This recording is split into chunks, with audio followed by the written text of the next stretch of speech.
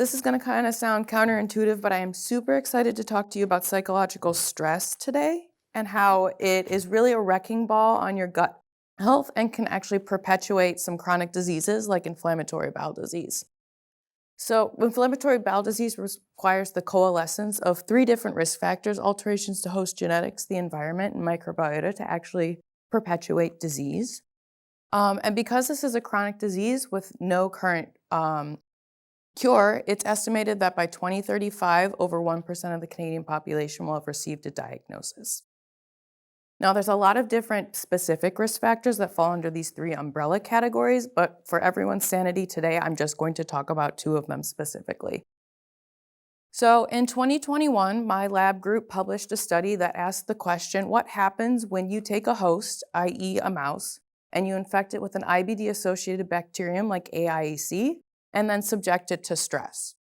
It turns out that stress makes the bacteria very happy and they replicate a lot within your gut. And this is because it at the same time makes the host very sad and causes the premature death of a lot of very important immune cells, allowing them to succumb to the infection more. So I've decided to follow up on this work and ask the question of what is really happening to this intestinal barrier that is usually the wall between whatever is hanging out in your guts as well as your immune system, which is supposed to keep you safe. So antimicrobial peptides are really akin to antibiotics in that their sole purpose is to kill bacteria, which we have a lot more of when you stress these hosts. So it's really unsurprising that Paneth cells that are the main producers of the antimicrobial peptides lose the ability to actually make these antimicrobial peptides under stress, and this results in a reduced capacity to actually kill off bacteria. Now, these antimicrobial peptides are usually held into place in close proximity to any bacteria in your gut by this dense mucus layer.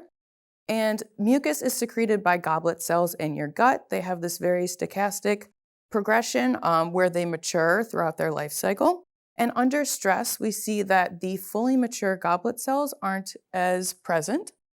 And this really results in alterations to the mucus that is being produced, where the mucus is stained here in red. These really immature goblet cells that are still present producing mucus lose the ability to coordinate their mucus secretion, and they're really just chaotically releasing their globules of mucus. So the cells within your intestinal barrier undergo a lot of different stressors, not just psychological stress.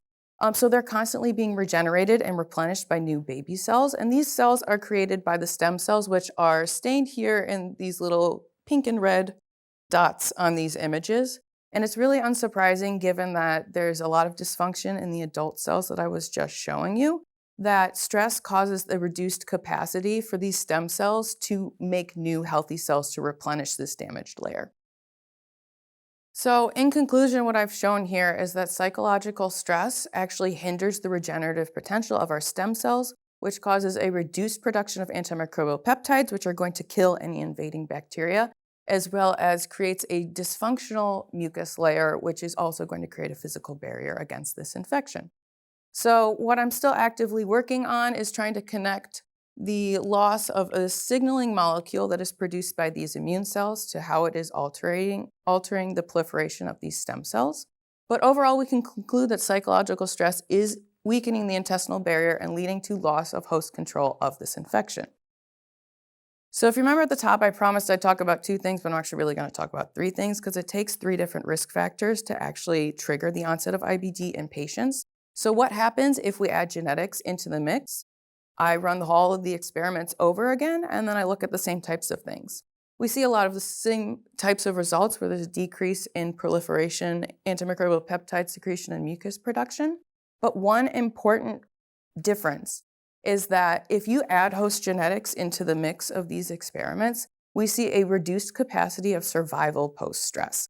And this is really important to note that you need all three of these things together to produce this reaction, and all three of these things are happening in people that have IBD every day. So it's really important that we continue to study these together. So thank you everyone for listening, and thank you to my collaborators and funding sources.